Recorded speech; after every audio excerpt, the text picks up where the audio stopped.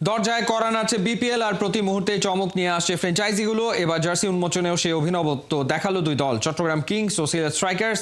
BPL এর থিমের সাথে মিল রেখে নিজেদের ম্যাচ আউটফিটে তারা ফুটিয়ে তুলেছে জুলাই বিপ্লবকে। বিস্তারিত পার্থ বণিকের রিপোর্টে।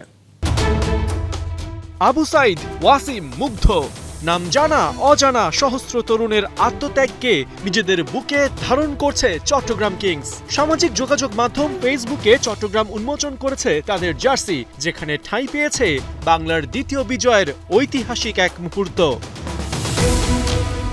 জার্সির ছবির সাথে ৫ আগস্টকে নতুন বাংলাদেশের সূর্যোদয় উল্লেখ করে ফ্র্যাঞ্চাইজিটি লিখেছে, জনগণ আর ছাত্র সমাজের মিলিত কণ্ঠে পতন ঘটে ফ্যাসিবাদের। চট্টগ্রাম ছিল এই বিপ্লবের অন্যতম অগ্নিকেন্দ্র। মুক্তির শপথে গর্জে ওঠা জনতার ঢল বুক পেতে নেয় বুলেট, ভেঙে ফেলে ফ্যাসিবাদের সব ব্যারিকেড। ফেসবুকে চট্টগ্রাম আরও জানায়, নতুন বাংলাদেশে চট্টগ্রামের এই গৌরবময় অধ্যায়কে স্মরণীয় করে রাখতে চায় চট্টগ্রাম কিংস। বিপিএলে চট্টগ্রামের প্রতিনিধিত্বকারীদের জার্সিতে তাই এবার অঙ্কিত থাকবে বিজয়ের অমর গাথা।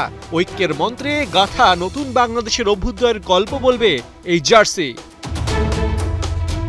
চট্টগ্রামের মতো নিজেদের ম্যাচ আউটফিটে বিপ্লবী ছোঁয়া এনেছে সিলেট স্ট্রাইকার্স।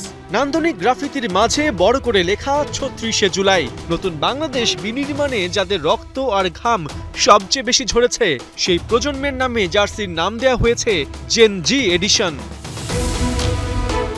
ছবির সাথে দলটি জানিয়েছে, যাদের ত্যাগে ঐতিহাসিক জুলাই বিপ্লব সংঘটিত হয়েছে তাদের সম্মানে অভিনব ডিজাইনের এই জার্সিটি তৈরি করা হয়েছে।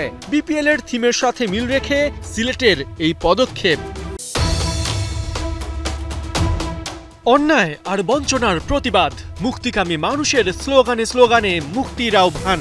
১৬ বছরের অনিয়মের শৃঙ্খল ভেঙে যে বাংলাদেশ বিশ্ব মানচিত্রে নতুন করে নিজের অস্তিত্ব জানান দিয়েছে, তার প্রতিধ্বনি রাজপথ থেকে এখন মাঠে। পার্থ বণিক, ৭১।